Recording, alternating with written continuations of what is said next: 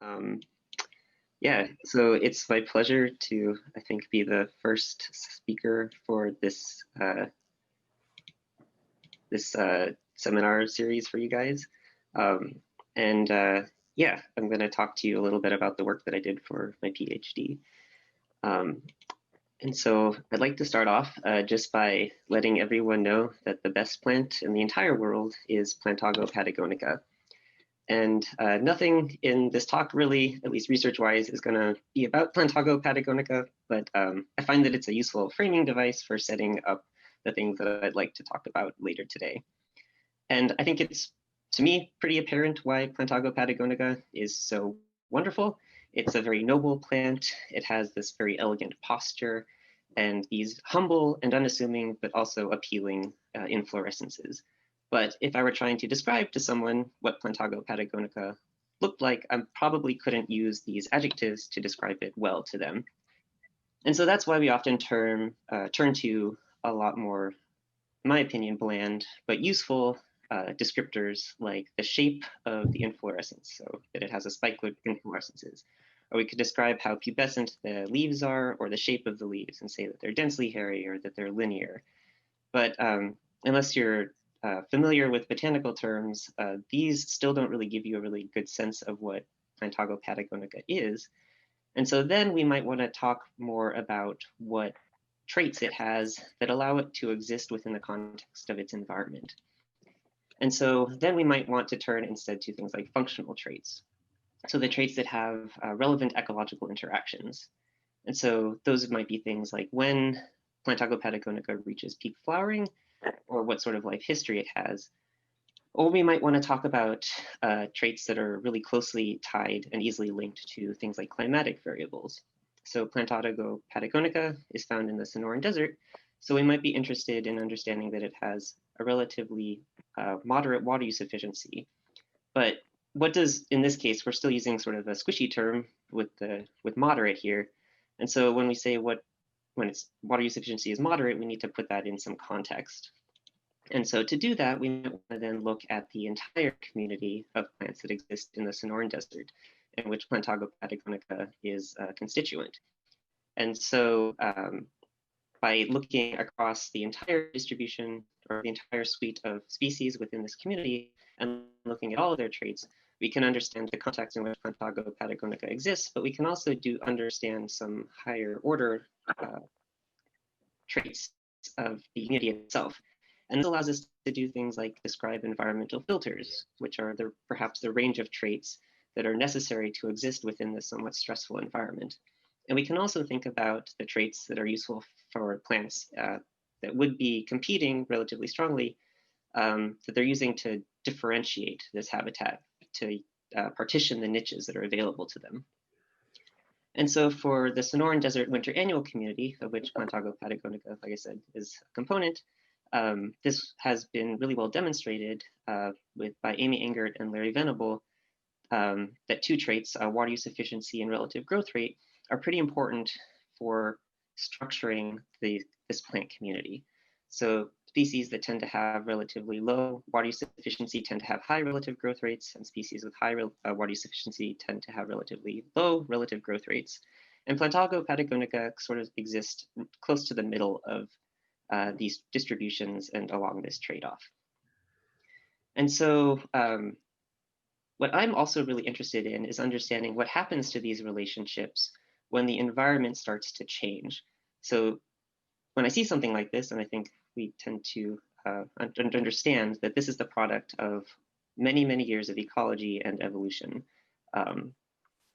So when the environment changes, we might expect some of these relationships to break down.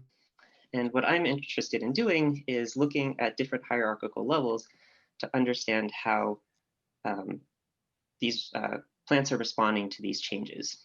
So by looking at the level of the community, we can understand and measure which species are changing in response to the environment, which ones are becoming more abundant, which ones are becoming less abundant, and what are the higher order results of these or consequences of this change.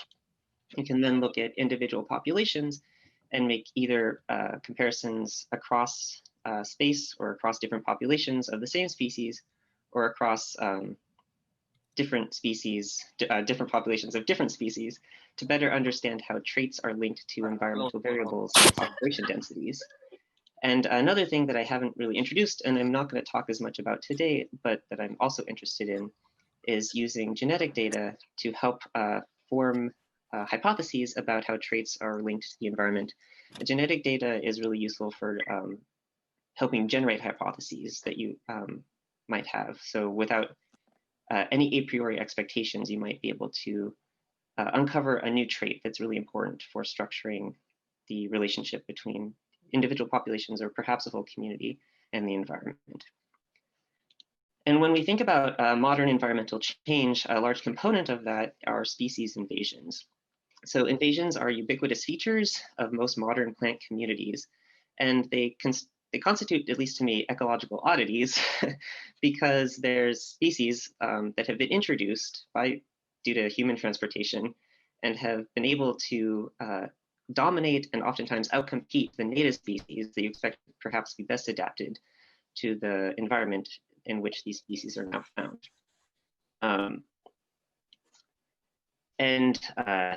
We also expect that they might have relatively somewhat different traits than the native species that are in those communities. So going back to the Sonoran Desert community, although we don't really classify these species as really problematic invaders, these two introduced species seem to be doing something very different from what all of the native species are doing. And so by comparing these traits and comparing native to invading species, we can maybe better understand how the environment itself is changing that allows for these species, these non-native species, Schismus barbatus and Erodium cicaterium, to exist in the environment, or maybe also understand whether or not they're actually just sort of transient members of this environment that will be replaced over time because they are, again, not sort of following along this axis, this trade-off axis that the native species seem to be doing. So today I'm going to talk a little bit about two different research questions that I asked during my PhD. And the first is going to be how does demography change during range expansion and invasion across an environmental gradient? And we're going to be using an introduced species in California to look at this. And then the second is how has severe drought changed the native and introduced species components of grassland communities? And for this, I'm going to be using two communities that occupy a similar space spatially, that coexist in a matrix with each other in California as well. All right, so first, how demography might change across expansion and invasion. So when we think about how a species relates to its environment, we expect that there's different populations of the same species, and they exist across an environmental gradient that's somewhat continuous, and that there should be some relationship, maybe not this simple, between population size and the environment in which species are found. And so in this very simple example, you have an optimum at one value, and then all other values at other different environmental variables are lower. And so if we're looking at or thinking about just what's happening in one population that's stationary, if the environment is going to change, then we expect that the population size is going to decrease. And so not only is there a decrease in the number of individuals that exist within this population, there's also a genetic component to population size that we also expect to be affected. And so this can be measured by the effective population size of the population. So we might expect that not only will the population size decrease when the environment changes from an optimum to something else, but that we also might see a decrease in effective population size as well.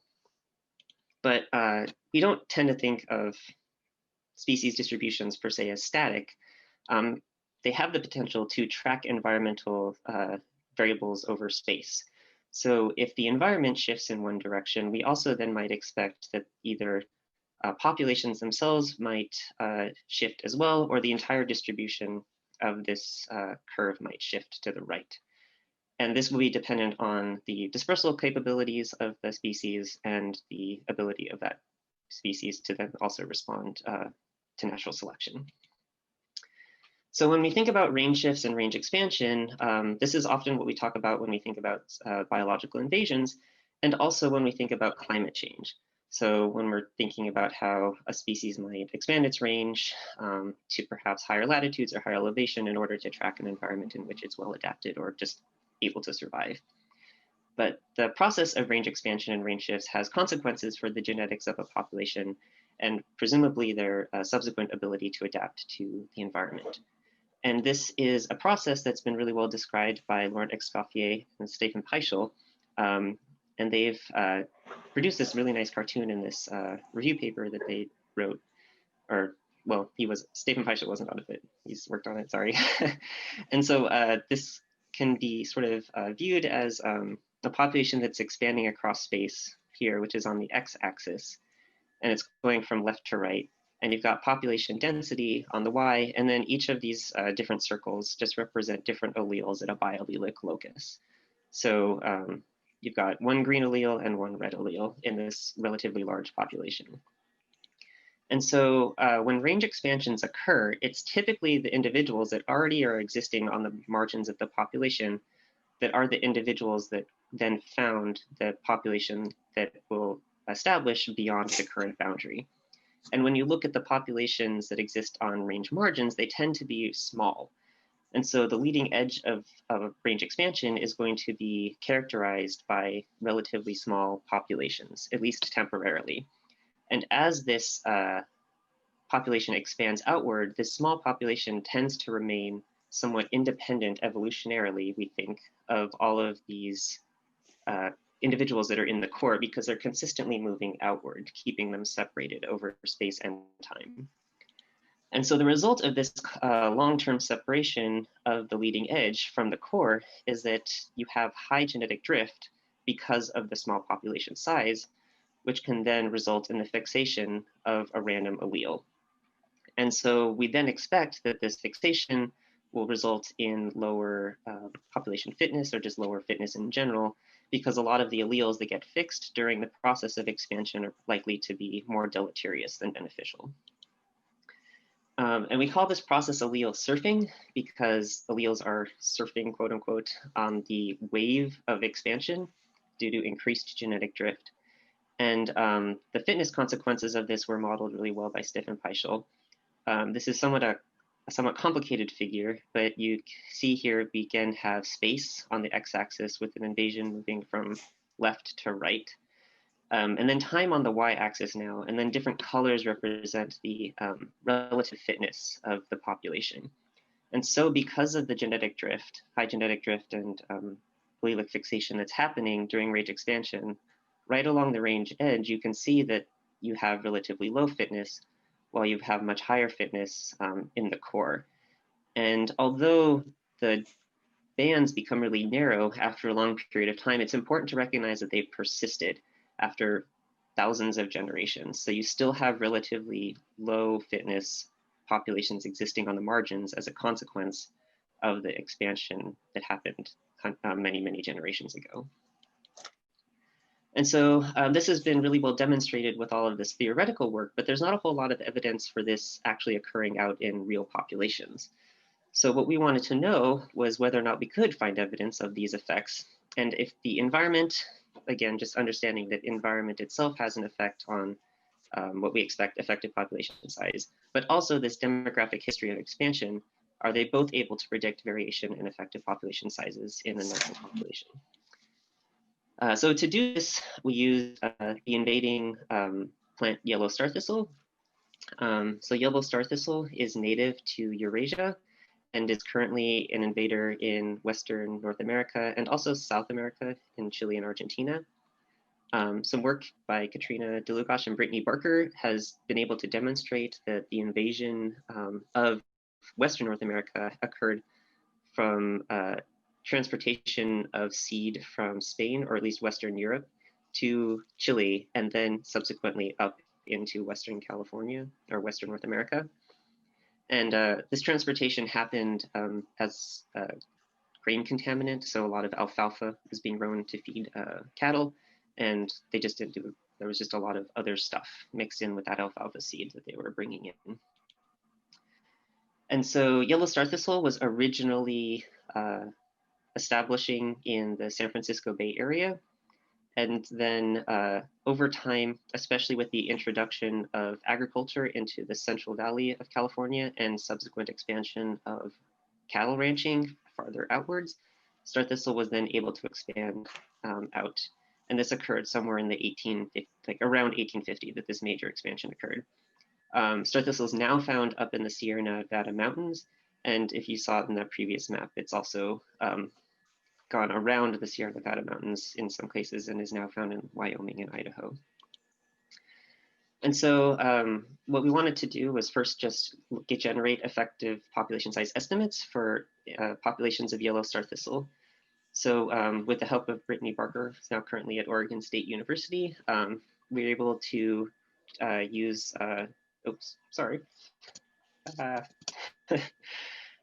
13 invasive populations with sequences that we had over 15 individuals for. And with these data, we were able to identify SNPs with this program stacks, and then use these SNPs to generate estimates of effective population size using the leakage disequilibrium method, which is the best method available when you only have population sampling at one time point.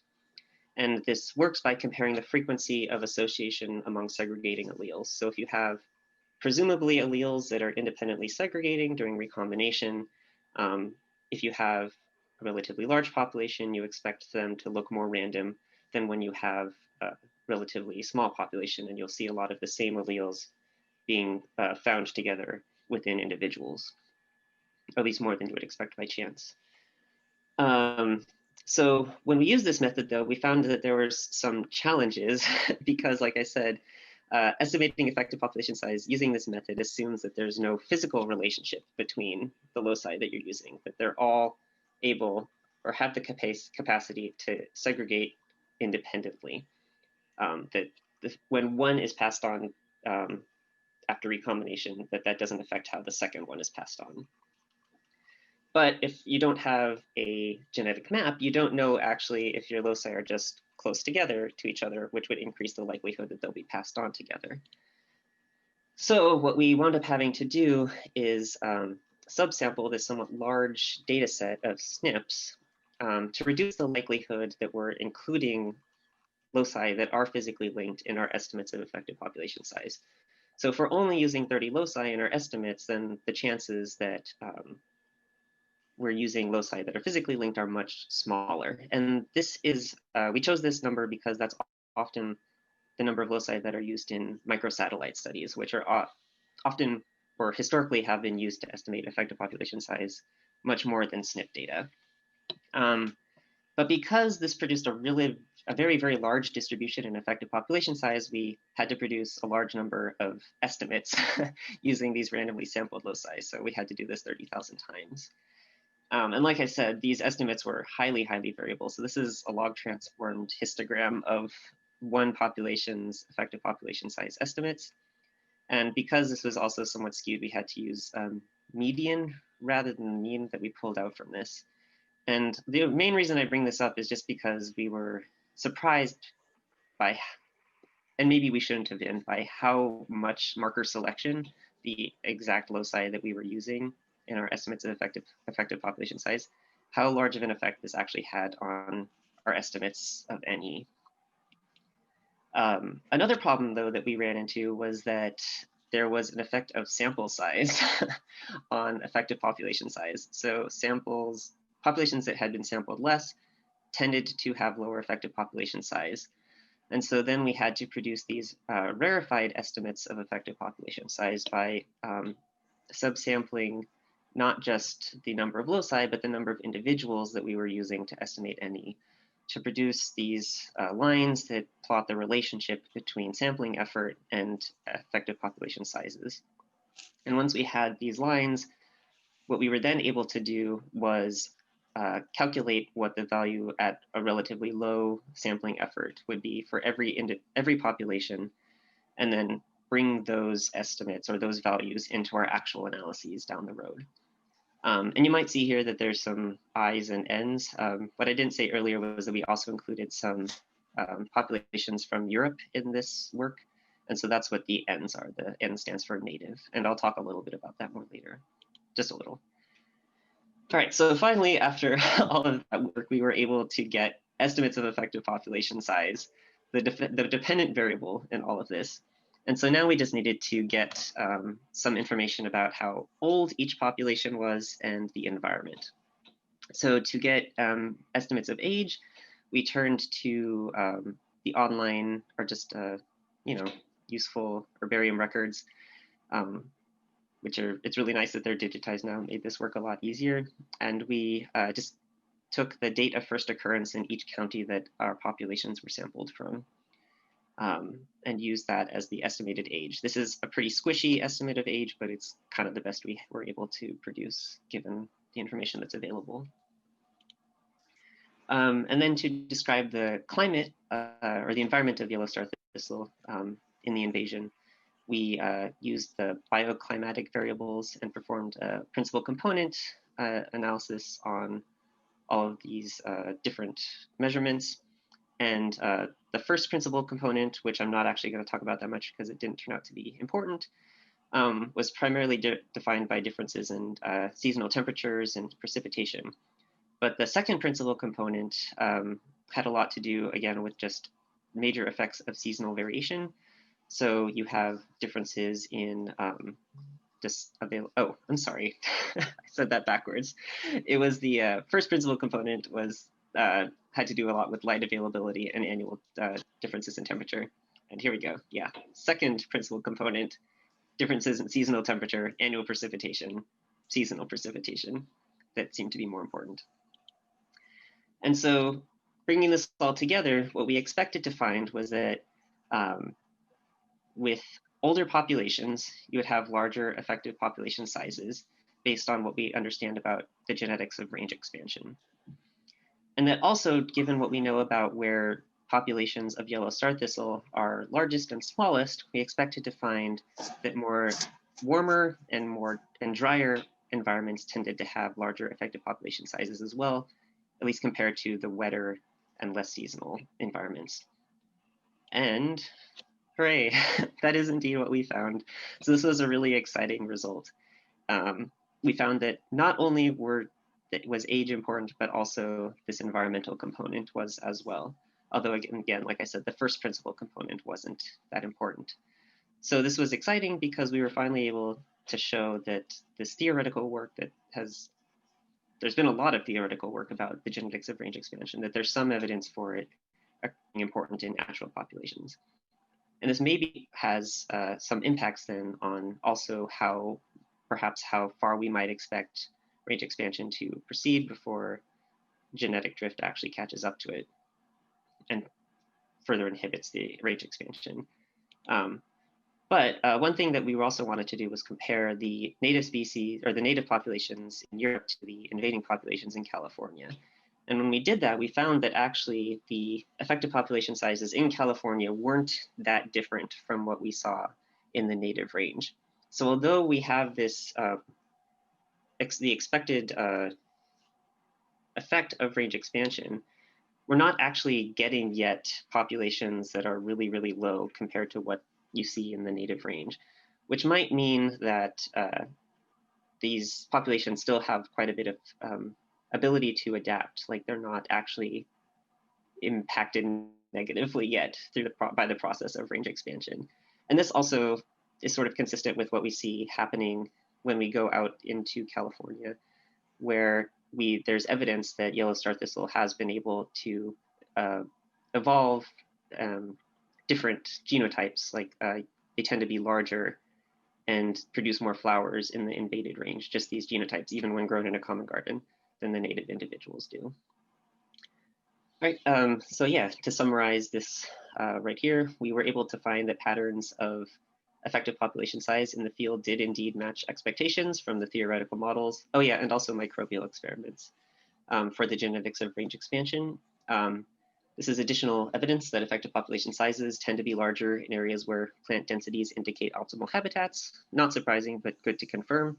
And that to see that these effects are additive with each other, there was no interaction between these terms in our model.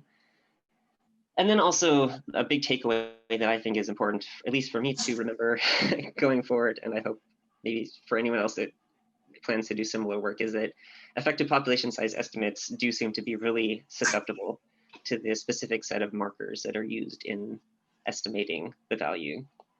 And I'd like to actually know a little bit more about this effect in general and understand how it might have impacted other studies as well.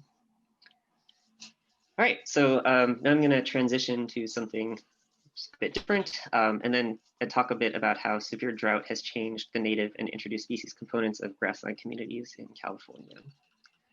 And so, like I said, species invasions are somewhat, at least can be thought of as ecological oddities, and the high abundance of an invader in its invaded range tends to indicate that it has a different functional ecology than the native species that are found there.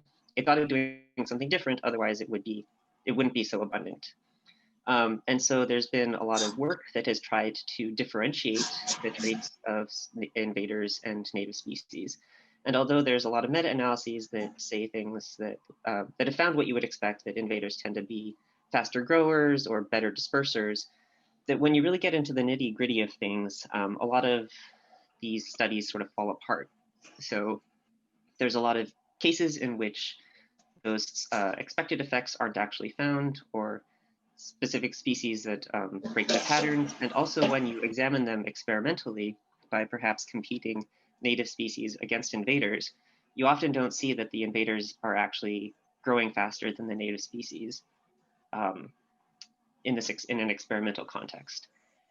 And when we're thinking about environmental change as well, we might need to think more than just about more than just the traits that make something an invader, but perhaps traits that describe how species relate more to their environment. And again, these can be somewhat complex, a complex suite of traits that can be difficult to describe, because not only do we not know the ways in which all species are adapted across an entire community to the environment, but what traits are important for change going forward are kind of a bit of an unknown, although we have good estimates. And so a good environment for studying this in particular, like I mentioned earlier, is California, because over the past 2 decades, the climate of California has become much warmer and drier.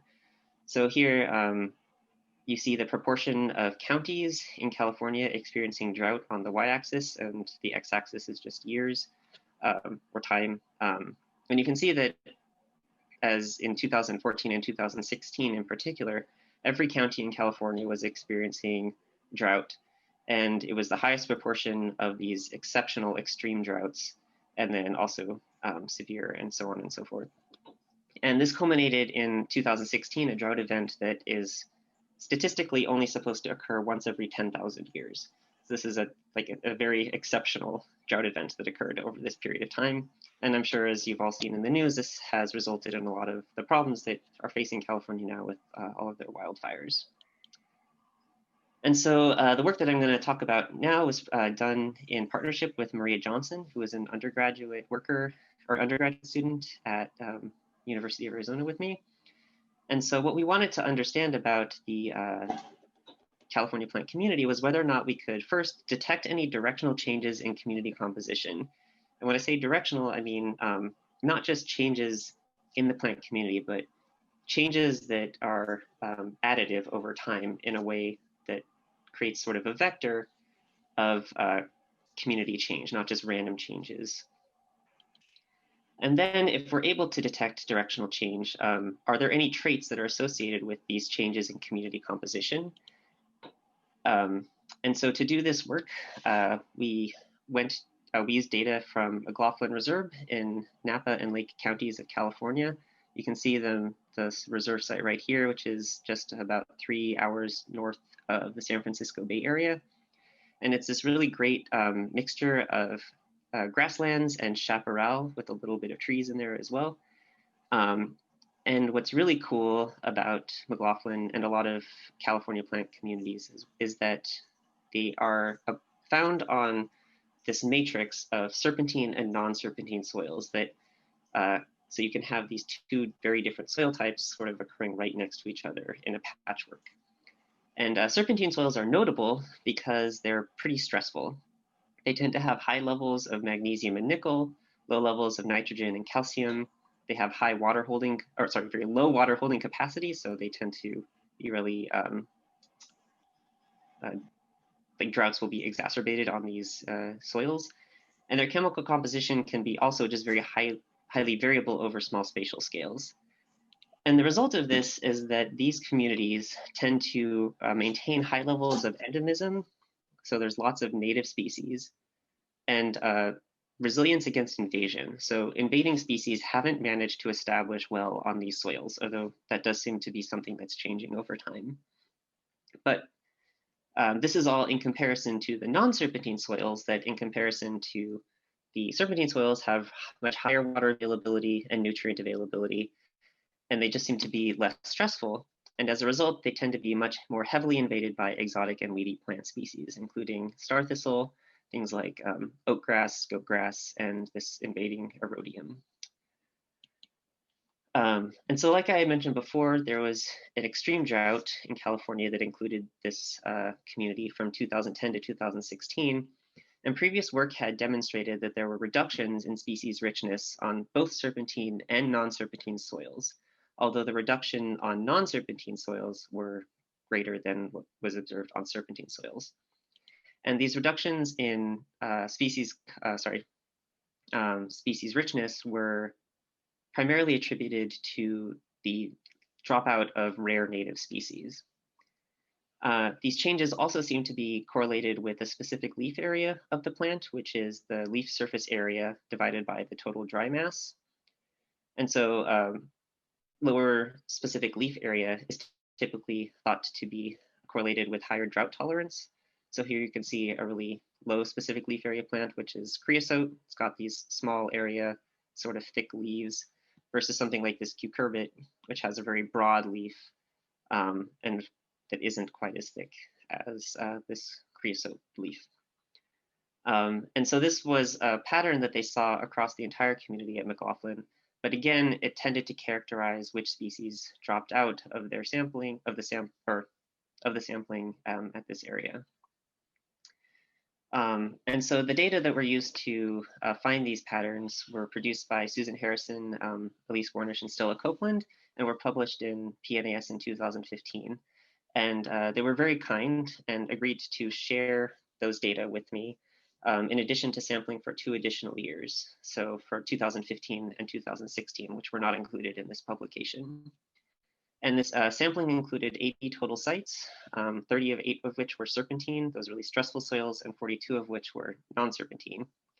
And each site was surveyed with 5 quadrats evenly spaced along a 40-meter transect.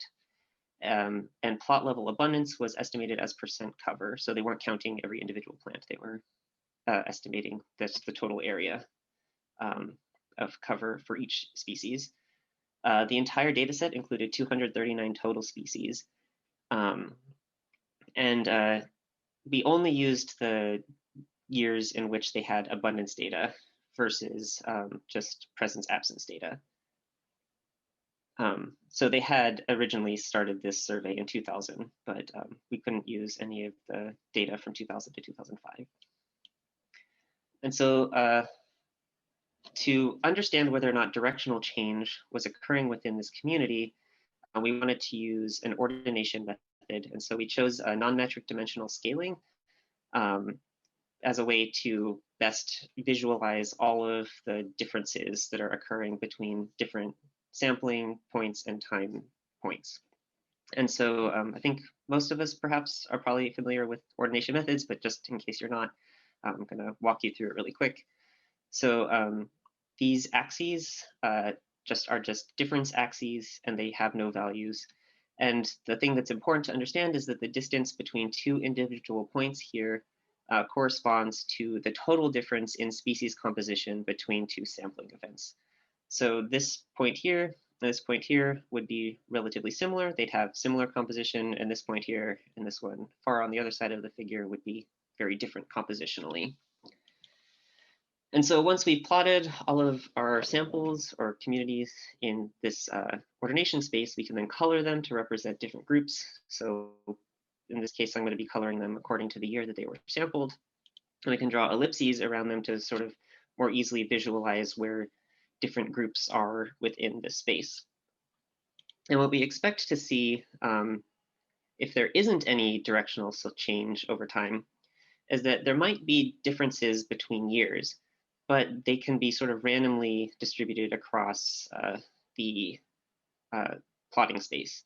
So you could go from year 1 to year 2 to year 3 to year 4 to year 5 and just sort of jump all over this plot. Versus if you have directional change, you expect to see these ellipses aligned up in some way. And that will, again, allow us to draw a vector associated with the year of sampling on this space.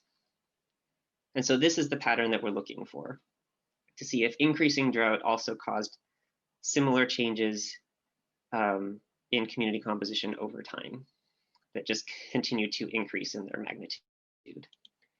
And so we plotted each community separately, the serpentine and the non-serpentine communities. And so first, we plotted the serpentine community, which is largely native species, like I mentioned before. It's the less invaded habitat.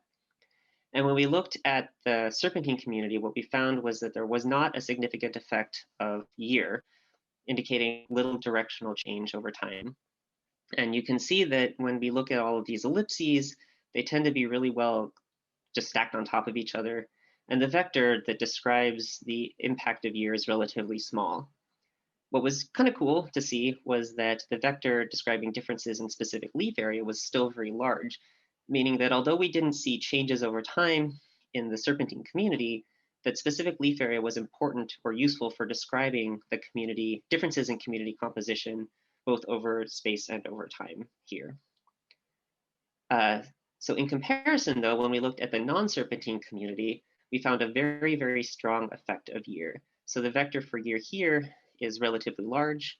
And you can see also, although it's a little bit more difficult to see than in the example figure, that you kind of go from red ellipses in the lower left here, indicating earlier sampling, to blue up in the upper right, which indicate later years of sampling. And you can see that that also matches where the dots themselves are placed, the individual samples.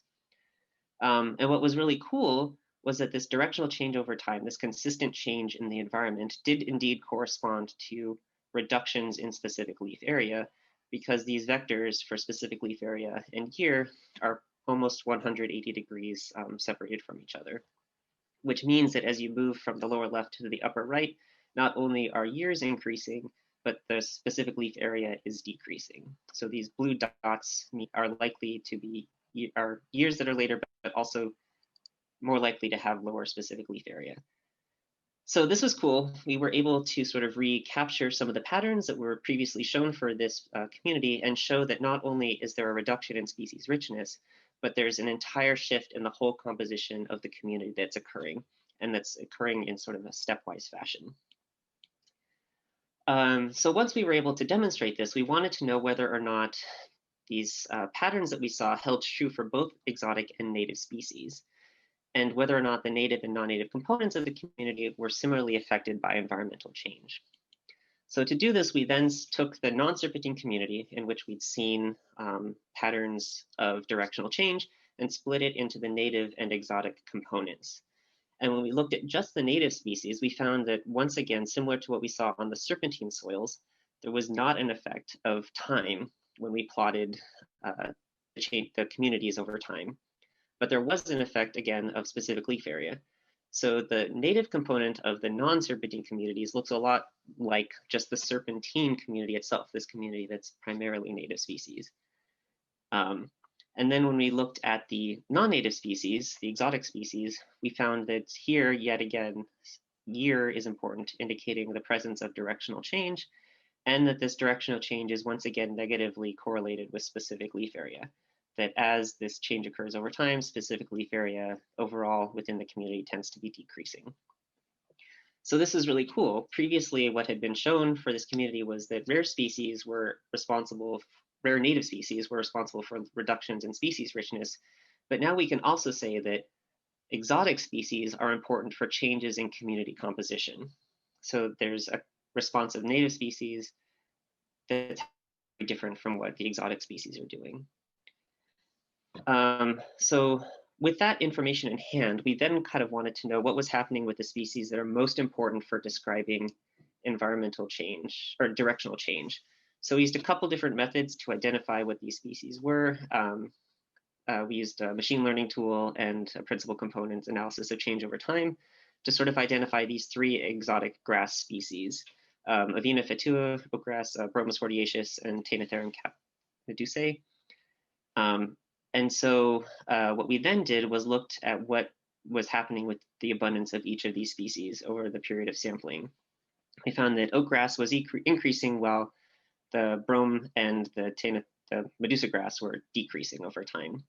And so what we then expect, based on what we know about the relationships between specific leaf area and changes in this community, is that Avena might have low specific leaf area and that these other two grasses might have high specific leaf area. But when we look at the histogram of all of the specific leaf area values within this community, this doesn't really seem to be playing out consistently. So Avena fetua and Bromus rhodiosus both have very similar specific leaf area values that are also just close to the median values in this community. And also, although Taenitherum capmedusae did seem to have the higher specific leaf area that you expected to be associated with a decreasing in their abundance over time. But what this might indicate then is that there's a different trait that's actually important for describing the changes of the most important, and in these cases, some of the most problematic species in this environment. And there's some preliminary evidence that seems to indicate that this might be linked to phenological differences rather than specific leaf area values. So in summary, with this, what we were able to demonstrate was that compositional change only occurs on the non-serpentine sites. We were able to show that responses to the environmental change differed between exotic and native species, resulting in these really stable native communities and changing exotic communities, which again was really different from what we knew about this community previously. It seemed to be the inverse was the case when you only looked at species richness as a response variable. And then we found that there is indeed this negative relationship between compositional change and specific leaf area on non-serpentine soils. But importantly, again, when you look at the species that are most responsible for, or the ones that are having the greatest impact on compositional change, that one trait that's important for the whole community isn't really capable to describe what's happening with those individual species. So I think that that really underscores the importance of taking both a community level, but also a species level approach to understanding how plants in general are responding to environmental change, in this case, that's a very severe drought. What was really cool is some of these effects have been seen, or similar effects have been demonstrated with some other work that seem to indicate that perhaps stress tolerance in a plant community helps buffer it against the environmental change. So in this publication in Science 2000, they were able to show that in simulated climate change, where they were just heating up different areas on these limestone grassland communities, the stressful water, or the communities that often experience water stress were relatively resistant to any sort of compositional change over time with this simulated climate change, whereas the communities found on the less stressful limestone soils tended to change quite a bit. And again, although it's not, it's kind of like directionally consistent, again, similar to how ours were in McLaughlin. And then I did some work with another undergraduate in the University of Arizona. We used similar data that existed for the Sonoran Desert Winter Annual Community. And we partitioned this environment into sites that are out in the open that receive full sun versus those that are sampled underneath the large shrubs. And the shade and the higher water retention underneath the shrub should make that a less stressful environment. And again, we saw that the open habitat, we did not see significant change in the composition of that community over time, whereas in the less stressful habitat, the change was significant. Although these figures are a bit messier than the ones that I presented earlier. So yeah, just to sort of summarize everything up, just remind you the two things that I presented today were about the demographic change across invasion and range expansion. And we found that there was this relationship between effective population size and population age and also in the environment. And then that there is indeed severe drought that is impacted both the introduced and not so much the native components of grassland communities, although that might change as climate change also gets worse. And this doesn't also factor in the effect of fire, which has become increasingly important. So yeah, just overall, like summarizing across both things, we see that native and introduced species have different ecological relationships with the environment in surprisingly important ways. Evidence that we found evidence that native plants, or at least those on serpentine soils, have traits that make them well adapted to stressful conditions based on the relationship between specific leaf area and community composition within these communities, and that environmental factors affect the process of invasion and the introduced component of plant communities. And just like to thank then everyone who supported this work over time and the funding sources that did so. A lot of, I really appreciate all of the work that my PhD advisor, Katrina Dulugosh, put into myself and these projects, and also just all the cats that I got to pet over the years that I've been doing this research. And so, yeah, I think that's it for me. Thanks for your attention. Appreciate it.